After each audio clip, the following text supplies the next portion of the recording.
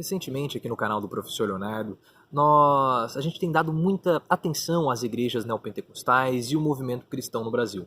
Isso porque as igrejas evangélicas, elas vão ser utilizadas por Bolsonaro como palanque político e capilaridade para chegar em locais onde falta palanque regional para Bolsonaro. Basicamente, o que é esse palanque regional que a gente fala muito aqui no canal? O palanque regional é basicamente você ter ali na cidade um posto avançado, alguém que você possa ter para divulgar, para ser ali o seu porta-voz da campanha naquela cidade, naquela região.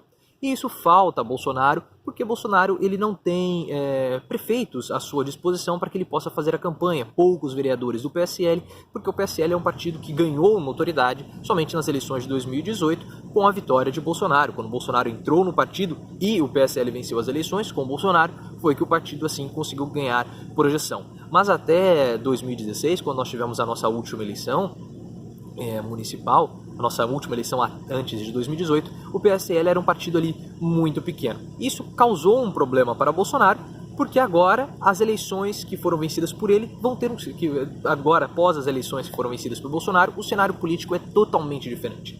Bolsonaro já não é mais pedra, agora ele é vidraça. Esse contexto que fez com que ele tivesse sido eleito dificilmente vai se repetir em 2022, ou posso dizer que é praticamente impossível que se repita em 2022. Então o que o Bolsonaro precisa fazer? Agora, em 2020, nas eleições municipais, ele vai precisar jogar um pouco mais da estratégia antiga da política, ter prefeitos, ter vereadores, ter equipe de apoio nas cidades, para que ele possa conseguir assim ter capilaridade, chegar até as pessoas nas cidades, principalmente nos grandes centros urbanos, nos grandes colégios eleitorais, para poder conseguir, desculpe o barulho externo, para poder conseguir votos importantes para o seu projeto de poder, que é ser reeleito em 2022. Só que se Bolsonaro não conseguir essa capilaridade nas eleições de 2020, ele pode utilizar uma alternativa, que são os templos evangélicos. Cada cidade brasileira tem pelo menos um templo evangélico. E Bolsonaro está muito associado com esse grupo.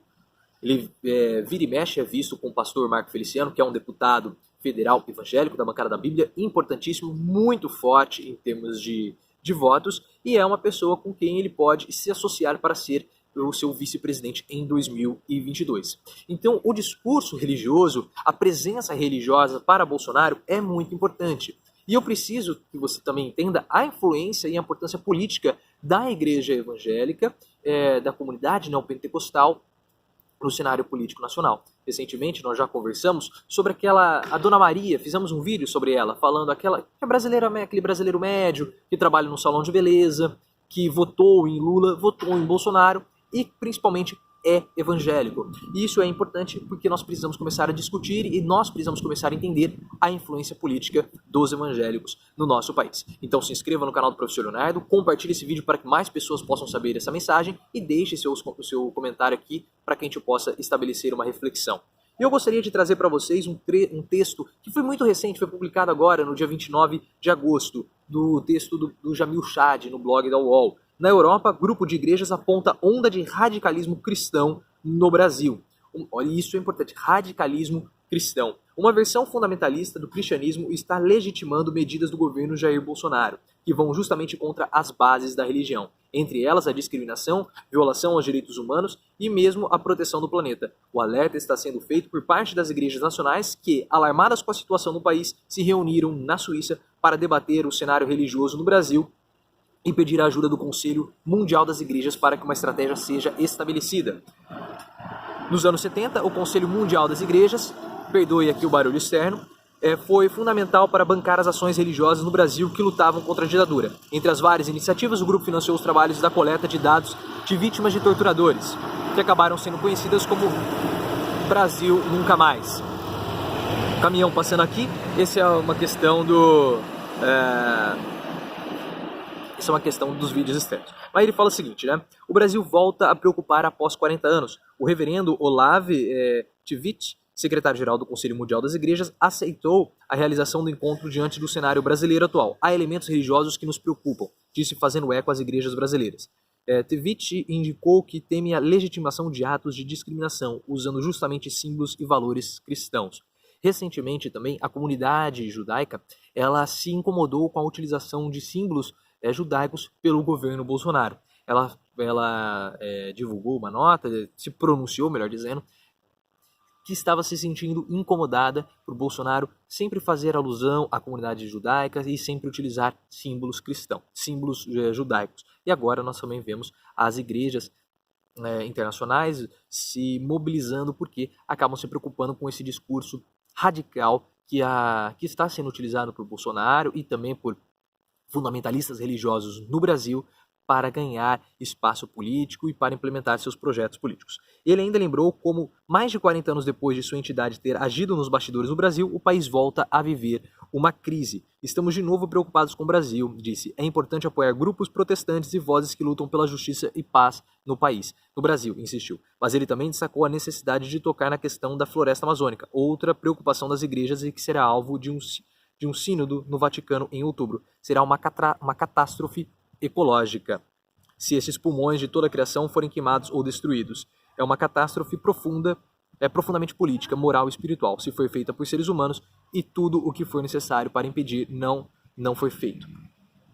Podemos e temos que trabalhar em conjunto para proteger nossa casa comum. E aí ele fala o seguinte: família foi colocada como desculpa. Você sabe que o discurso de proteção às famílias ela foi muito levantado por Bolsonaro durante a sua campanha. E a gente tem sempre falado que Bolsonaro tem 3 pilares básicos ali do seu projeto, de interesse dele: segurança pública, combate à corrupção e defesa das famílias. Os evangélicos, eles são muito, o próprio Ciro Gomes fala, eles são muito sensíveis a certos temas, a certas conversas, porque eles ferem muito os seus preceitos religiosos, os seus valores como pessoas. E a família, aqui na visão do reverendo Aguinaldo Gomes, está sendo colocada como desculpa. O reverendo Aguinaldo Gomes também constata os desafios dos grupos religiosos. Como igreja, precisamos primeiro pedir perdão por nossa omissão durante tanto tempo, declarou o presidente da Aliança das Igrejas Presbiterianas e Reformadas da América Latina. E sobre o silêncio dos que não tiveram a coragem de se expressar claramente. Estão se apequenando, precisamos fazer o evangelho ser ouvido. Segundo ele, o caminho terá de ser o diálogo, inclusive com não cristãos. No Brasil, estamos tentando entender o que acontece. De fato, estamos num caldeirão em efervescência e talvez não estejamos tendo clareza da dimensão de tudo o que está ocorrendo. Assim como outros participantes do encontro, seu temor era de se legitimar com a igreja comportamentos discriminatórios. Segundo ele, a defesa da família foi colocada como uma grande desculpa, inclusive na campanha eleitoral. Mas isso é apenas a fachada, abre aspas para ele. O que tem a retirada de direitos, alertou. Os evangélicos estão sendo usados como margem de manobra, completou. A gente fala muito aqui, nós já fizemos um paralelo entre o Bolsonaro e o Ayatollah Khomeini no Irã. Porque são coisas muito parecidas. Quando o Ayatollah subiu ao poder, muitas pessoas falavam que ele não sabia nem usar vaso sanitário, que ele fazia suas necessidades usando fossa, porque ele era um ignorante, porque ele era um tonto, porque ele era um burro, porque ele era um bufão. Mas quando ele chegou em Teherã, ele já tinha metade da população alinhada a ele por conta do discurso religioso. E basicamente é isso, e a parte mais radical do Islã estava alinhada ao Ayatollah Khomeini. E basicamente é isso que nós estamos vendo acontecer no Brasil.